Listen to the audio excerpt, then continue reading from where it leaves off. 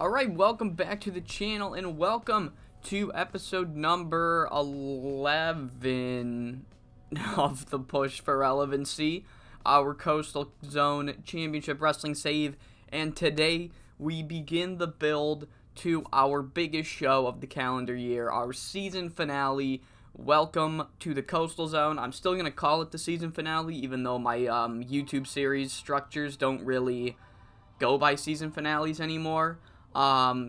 So, yeah, well, first thing I feel like I should address is you can see there is indeed a match pre-booked for tonight, and that is a weird one, as Frederique from FCW, from Freedom Caribbean Wrestling, this motherfucker seems to always find his way into every single, Cornell versus save I ever do, but why is he here, and why is he facing our biggest name?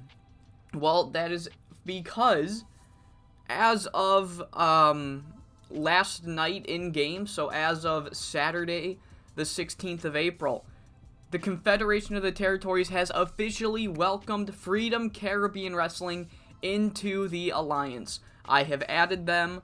I've talked about expanding COTT throughout the save, and I want to do it slowly and gradually, kind of like a realistic expansion would if this were, a real company. So the first thing I want to do, I feel like it's a long time coming. I feel like they deserve to be in here. Freedom Caribbean Wrestling is officially now in COTT, and to help promote both COTT and Freedom Caribbean Wrestling as a welcoming gift, their biggest star and their Puerto Rican champion Frederique will take on Coastal Zone's world champion and the COTT world champion Frankie-Boy Fernandez for the COTT World Championship here on Coast to Coast. Why do I get to do it?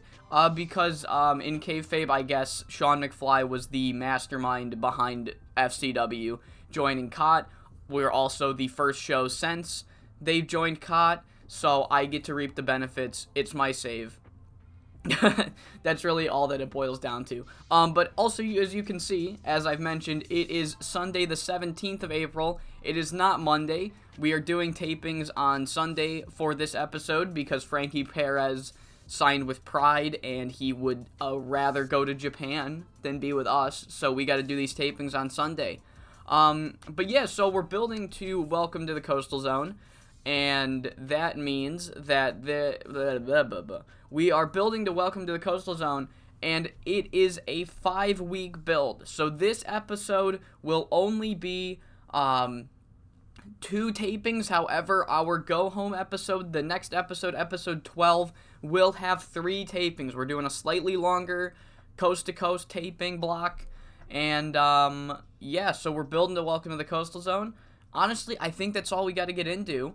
So let's get into our first episode of Coast to Coast number 14. All right, kicking off this first show on the build to welcome to the Coastal Zone, we have just a fun steal the show tag match with 3 really reliable mid-carders and the second biggest name in our whole company, Frankie Perez, as Heartbreaker and Zell Quinn, aka the Incels, lose to the SoCal Savages in 14 minutes and 33 seconds after Frankie Perez locks in the P-clutch on Zell Quinn to get the victory. Our big gamble creative finish was a huge success, which took this rating up to a 62 when this would have probably damaged it quite a bit. But yes, Zell Quinn does still have that cracked tailbone. He's going to have that cracked tailbone up until the pay-per-view. So once the pay-per-view hits, he'll be good. But other than that, yeah, SoCal Savages go over once again. However, Frankie Perez is not done, as he says that, look, while I may have lost to you, Frankie-Boy Fernandez, I may have lost my title, I'm not going to just take the loss and move on with my life. No, I know that I am worth a rematch, that the world wants a rematch, and that I'm going to get my title back. And after he makes that challenge, Seth Whitehead appears and he says, look, no, you don't. No, you do not. I came into this company, I called my shot, and I fucking told everybody what I was gonna do, and I did it. I beat American Flash. I don't care what anybody says. I had nothing to do with Mask Cougar or Fox Mask or any of that bullshit. I don't care, but I won, and I am the #1 contender. So if you want to go get your title match, you gotta go through me, Frankie. And that is how we end the first full segment of the show. And we cut backstage where our commentator, the Guru, is chasing down Heartbreaker, trying to interview him. Like, Heartbreaker, you won at the pay-per-view, but you've lost here tonight. Where do you go from here? And Heartbreaker, who already doesn't want to be seen on camera, looks at the Guru. He's all mad, and he's about to start saying something when he is jumped by California Love Machine.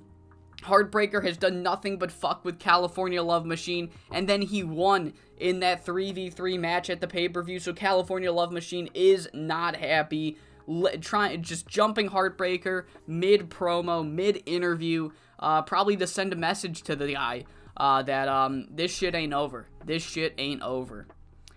Following that, we have a fun team up here as the team of Luis Montero Jr. and El Jaguar defeat the Apex Twins in 8 minutes and 28 seconds. The match ended when Luis Jr. pinned Gabe Apex. A couple people were off their game. Decent little match, good mid-card match. El Jaguar had a good performance despite being off his game, so, you know, good. Next segment, we have Zell Quinn finds the Perez brothers backstage and clearly still mad about that loss. He tries to jump them. He gets a few good licks in before the two men punch him in the face and he runs away. So it does not go very well for Zell Quinn. It went pretty poorly, actually, as he got his shit stuffed with one punch. So there you go. That was 40 rated segment. After that, the California Dreams take on Snapdragon Jr. and Komodo Dragon, and Snapdragon Jr. already injured somebody, so that's not fucking good. So Kira Lee cracked her ribs, not her tailbone. Zell Quinn has the ribs, so I can only hope that doesn't last too long, because, that's gonna suck. Hopefully she can work through it. But the match goes 12 minutes and 9 seconds when Kira Lee pinned Komodo Dragon with the Dream Drop. And, unfucking believable. Jesus Christ. It was actually Snapdragon Jr. I didn't know. Great. But the California Dreams grab the mics and they say, look, even though we failed to capture the Extreme Championship, 2 pay-per-views ago, we are still the best team in this company. Not probably. We are still the best team that this company has to offer that aren't currently the tag champs. And we're no longer going to stand aside, try to go for solo gold. We know what we're worth, and we're worth those tag team and then ICE, the Inner City Express, come out. Jay Becker and Malik Cash, they say, look, with all due respect, and there is absolutely none to you two, you have done nothing more than us to earn a tag title shot. So, if you want those tag titles, you gotta go through us. So how about next week, us versus you, winners can be the #1 contenders. And the California Dreams agree, and we have our first match pre-booked for Coast to Coast next show, which will be the California Dreams if Kira Lee's not too hurt. And the Inner City Express, I think she can work through it. It didn't stop me, so we're at least doing that. We're at least making her work with cracked ribs through that. But yeah, that angle got a 39. And speaking of announcements, if you remember what happened after Carlos Barrera won or retained his Extreme Championship, he was called out by Tigre Salvaje Jr., who won earlier in the pay-per-view, and then Huday Ask, who also won earlier in the pay-per-view. And Sean McFly says straight up, look, both of those men proved themselves at the pay-per-view. Huday Ask defeated El Jaguar. Tigre Salvaje defeated Johnny Perez. I feel like both men truly do have a claim for that Extreme Championship. So, why not have them face each other next week to see who gets to face Carlos Barrera at Welcome to the Coastal Zone? Huday Ask, Tigre Salvaje, #1 contenders match. That makes 2 number one contenders matches set for next week. We have a filler match between Onslaught and American Flash, which is still very fucking good because American Flash is very fucking good. Onslaught, not horrible. Onslaught, not horrible. He's not bad. 52. Overall match gets a 66. But yeah, American Flash lost to Seth Whitehead at the pay-per-view because his old pal Masked Cougar ran in and fucked him over. Why would he do such a thing? That's what American Flash wants to know. He demands answers, and he gets it from Fox and Company. I don't have a name for this stable. It's not even an official stable in the database right now. So they're just going to be referred to as Fox and Co. until I can think of something. And they're such cowards, they don't even come to the ring. They just talk from the Tron, where they're essentially like, look, American Flash, yeah, you've been around for a while. But we've been hearing all these rumblings and rumors that, oh, you're the greatest homegrown talent in the company right now. Is that not intentional? Is that not completely intentional? You're the greatest homegrown talent so Troy Tornado just does. Fox Mask doesn't exist. Masked Cougar just doesn't. Donnie J doesn't exist. Are you fucking kidding me? Are you kidding? You're the greatest? Get out of here. Masked Cougar teamed with you at the beginning of this year. You two were friends, but you used him. You did nothing but use that man for your own personal gain. Your own personal gain, and you are the biggest problem of why the past is being erased in this company.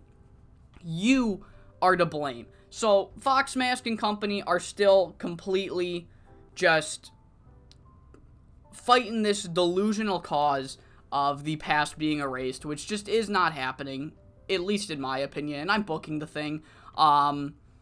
They're just continuing this fight against newcomers or the new big names in this company, blaming everybody but themselves for why the old generation is not as good as the new one. And then we have one final promo before our main event. We get a message from Gangster Nation, Bullseye and Waylon Walls. It's a quick promo where they're essentially like, yeah, we may have lost at the pay-per-view, but we will not let anybody pigeonhole their way into the tag title picture. These belts are ours. This is still the year of Gangster Nation. We will get our first tag team titles in this year, and we will move hell and high water and take out anybody in our way to get those belts. Now, a 40 rated segment right before the main event where we see Frederique and Frankie-Boy Fernandez put on one hell of a match, even though Frederique used his fucking creative control clause on me. Puerto Rican Power, that stupid mark, gave that man creative control clause, but it didn't matter. I just kept him strong, and we still got a nice 77 to end the pay-per-view. One of the most over wrestlers in the independent scene, Frederique.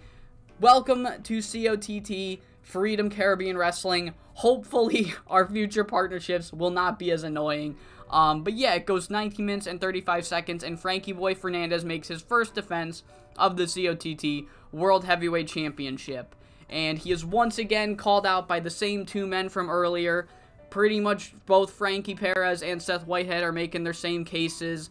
I want a rematch clause, and Seth's gonna be like, fuck you. And Sean McFly, essentially, he comes out once again, and he says, look, we've already got 2 number 1 contender matches set for next week. Why not make it a crisp 3? Why not knock out 3 birds with 1 stone and get all of our title matches set for Welcome to the Coastal Zone? Frankie Perez, Seth Whitehead, you two will main event next week, and the winner will take on Frankie-Boy Fernandez at Welcome to the Coastal Zone. So a blockbuster main event next week's show. Newcomer Seth Whitehead, old guard Frankie Perez, one-on-one. Winner gets Frankie Boy. 68 to end the show, and we get a 68 overall. Pretty decent show. Really good. Main event was incredible. Frederique sucked. He didn't suck. He wasn't great, but he didn't suck. Frankie Boy carry job. What a shocker. But yeah, this is, that concludes the first taping of this episode. So let's get into Coast to Coast episode number 15. Alright, kicking off our pre-show, we have Air Raid Siren versus Snapdragon Jr. Just trying to give this dude some more reps in so he doesn't keep hurting people. So yeah, just pre-show match. Nothing really to write home about. Air Raid Siren won in 8 minutes. Top rope leg drop. Rare Air Raid Siren win here tonight. But yeah, kicking off the actual show, we have the number one contenders match, the first of 3. What a good start to the show. The match gets a 63, and going to Welcome to the Coastal Zone to take on Carlos Barrera is none other than Tigre Salvaje Jr. 2 men who are going to be the future of this mid-card. Tigre and Hude Ask. Tigre wins in 14 minutes and 45 seconds with the Salvaje suplex. This was our Steal the Show match. Got the crowd buzzing. Good way to kick things off. Following that, we have Carlos Barrera coming out to confront Tigre. And essentially, while all Extreme title matches are technically no DQ, I have hammered home the point multiple times that, yeah, they're no DQ, but the focus is on the in-ring wrestling. Yeah, you might see a chair shot or two, or you might see a Singapore cane come into play once in a while. But the focus is on the wrestling. However, we're going to establish a pattern here where if the 2 people involved agree to, quote, go all out, which is what happens here. Carlos and Tigre essentially say that neither of them are going to hold anything back. They're going to pull out all the stops since it's Welcome to the Coastal Zone. That is essentially our code for this match is going to be a full-on hardcore match. So we're going to pull out the tacks, maybe not the light tubes, the tables, the ladders, you know, just the crazier shit. So when we say 2 men are going to go all out, that just essentially is going to mean we're going to have a hardcore match at the pay-per-view. Up next, we get our tag team champs in action against the new team of Aviation. I've been teaming up Viento Negro and Altitude quite a lot. So, here we go. Aviation, we went through a lot of possible team names. Way too long of the stream was spent trying to figure out what we would call them. Their finisher is called the Cyclone Cycle. But they didn't even win. So, the Beach Boys go over Aviation in 8 minutes and 20 seconds when Simon Waves pinned Viento Negro in, with the Beach Break. And yeah, 53 for that segment, and then we get a quick promo from the tag champs who were just essentially like, hey, we're going to be watching the very next match. It's the California Dreams and ICX versus each other, and we're going to be watching that very closely, so we can't wait to see who wins. They're not going to be at ringside, so yeah, while they're going to the back, we then get a promo from the back from Zell Quinn, who essentially says, Frankie and Johnny made a goddamn fool out of me last show. Last week, they made a goddamn fool out of me, and I'm not going to let that happen. I was embarrassed. I was dumbfounded. I was made to look like a chump. So I'm going to do everything in my power to make them look like chumps. Frankie, Johnny, I hope you're ready. 38 for that promo. We then have our California Dreams versus Inner City Express match, and it's a bit of a clusterfuck. So let me explain. First things first, we gave limited involvement to Kira Lee. Thank you, Karusa Yomiko, in the chat for that idea, since she is injured. She will be good. She will be 100% for the next tapings. Yeah, so we gave her limited involvement, so Sky Hermosa did most of this match. However, the way this match ends, at around the 12-minute mark, the ref goes down. And that is when Gangster Nation runs out to the ring. While the ref goes down, Malik Cash has the upper hand on Sky Hermosa. And the Gangster Nation, they run to the ring. They take out, Waylon Walls takes out Jay Becker at ringside. Bullseye gets into the ring, hits Malik Cash with his finisher. And as he's going for Sky Hermosa, Kira Lee runs into the ring, manages to throw Malik Cash out of the ring, right into his tag team partner, taking both of them out, before waking up the referee for Sky Hermosa to hit the dream drop on Malik Cash and get the victory. So Gangster Nation on the last show said that they will not allow anybody to pigeonhole their way into the tag division. So their game plan here was to get the match thrown out, but they fucked it up. They fucked it up. They didn't fuck it up as much as the California Dreams were able to counter this attack and get themselves the victory here. Was it a hugely decisive victory? No, it was not, but they are still the winners tonight. And the Inner City Express and the Gangster Nation, they are fucking heated at each other. They brawl to the back to end this whole segment. Just two teams, for obvious reasons why ICX started this fight. And yeah, so they brawl to the back. Following that, we have the California Love Machine coming out to the ring. And he calls out Heartbreaker. And he says, Heartbreaker, look, we can do this game of me constantly running backstage, laying you out, making you the fool that everybody sees you as. But you know what? Let's settle this like the goddamn professionals we are. We're professional wrestlers. Let's be professionals. Heartbreaker, get your ass out here and let's settle this. And he waits for a few minutes. Maybe not a few minutes. He waits a good 45 seconds and nothing. Heartbreaker never comes out. And California Love Machine, he says, look, well, I'm sorry, Heartbreaker. I'm sorry I gave you more credit than you apparently fucking deserve. So, how about this? If you're not gonna face me like a goddamn wrestler, then I will move hell and earth. If I have to search through the depths of hell to find you, that's what I will do, and we will settle this. So, Heartbreaker, be on the lookout, cause I'm fucking coming. 49 for that segment. We then have our semi-main, Komodo Dragon versus American Flash.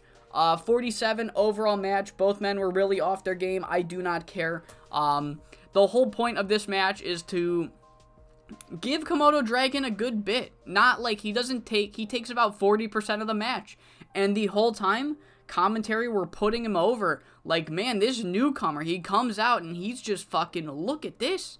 He's going toe-to-toe with American Flash. Obviously, though, he is a newcomer. He does not beat American Flash. American Flash gets the victory in 11:51 with the high-velocity senton, but a very impressive performance here by Komodo Dragon. But you know who wasn't impressed? That would be Fox Mask and Company, who are most certainly not impressed. And they come out and they jump American Flash. They beat him down, and they get him on the apron, and they get him set up for that pile driver off the apron. Mask Cougar has him ready for that pile driver that took out Tony DeWonderful. We haven't seen Tony DeWonderful since. They gave him a pile driver off the apron to the ground. He's been out, but as the commentary team is making note of him, he shows up. Tony DeWonderful is back. He comes, he's clearly not 100%. He can't walk perfectly. Whatever they did to his neck, they did some damage. He comes out, but that's still enough for Fox, Mask 1, 2, and Mask Cougar to all flee. Tony DeWonderful is back, and he is not allowing Fox and Company to get away with what they did. He is going to war alongside American Flash. And it's time for our main event. Winner gets Frankie-Boy Fernandez at the pay-per-view. Coastal Zone Championship #1 contenders match. Seth Whitehead, Frankie Perez. And in 20 minutes and 8 seconds, it is Seth Whitehead defeating Frankie Perez as Zell Quinn runs in, takes out Frankie Perez, costs him the match. Zell Quinn said that he was embarrassed last week and he will embarrass the Perez brothers. Well, here it is. The ultimate revenge for Frankie Perez. Zell Quinn screws him out of a rematch for the Coastal Zone Championship. Seth Whitehead will be going to Welcome to the Coastal Zone to challenge for the world title. 74 rated segment. Beautiful. They have great chemistry. That's fucking amazing. That's actually amazing. Seth Whitehead was off his game. He still got a 60. Whatever. Next segment, we close off the show with another beautiful angle as well, as Frankie-Boy Fernandez comes face to face with his future challenger, and he essentially says, Seth, I know you're new around here, so I don't know if you've been seeing, but this whole year, People have come up to me. Masked Cougar, American Flash, Frankie Perez, they've all stepped to me and they've all fucking fallen. So I don't know why you think you're different, but you're not. You're gonna fall just like the rest of them. And Seth Whitehead, he looks to the side, he doesn't say a word, and he just headbutts Frankie-Boy Fernandez off his feet, falls on his ass, and he holds up. Seth Whitehead then picks up both of his titles, holds them up high, and just drops them to the ground. Seth Whitehead only uses his words when he absolutely has to, and he schools Frankie-Boy Fernandez, our current champion. He puts him in his place to end the show. 68 overall show. Good to see. Beautiful stuff. We finished the show. How did we do? I know. Yeah, we lost $9,000, but we're going to make no money in broadcast revenue? I'm sorry? Right, because it has... Oh my god, I almost gave myself a heart attack. That's right, because this taping was on Sunday. Okay, oh, it hasn't aired yet. It's airing tomorrow. So, we'll get our money tomorrow. No need to worry. So that's going to do it for this edition of the Push for Relevancy. Like I said at the beginning of the episode, next episode will be slightly longer. 3 tapings. We're doing Coast to Coast 16, 17, and 18. Since it's a 5-week build, it's too much of a financial burden to be doing 3 shows at one time. Or, sorry, 1 show at one time. And it's way easier for us to do 3 shows. So, I hope you all enjoyed this edition of the Push for Relevancy. We've got the big matches at the pay-per-view set for the most part, it seems.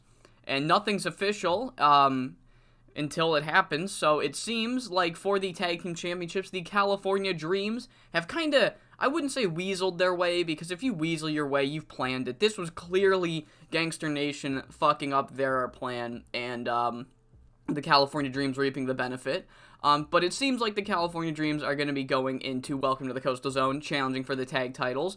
Tigre Salvaje Jr. and Carlos Barrera promise to have a full-on fucking hardcore, anything goes, no holds barred, nothing held back match for the Extreme Championship. And then our main event, the newest, biggest name, one of the new sensations that CZCW has to offer, Seth Whitehead, will already be getting his world title shot, and he will be main eventing our biggest show of the year against Frankie-Boy Fernandez. So that's going to be one hell of a fucking match between those two.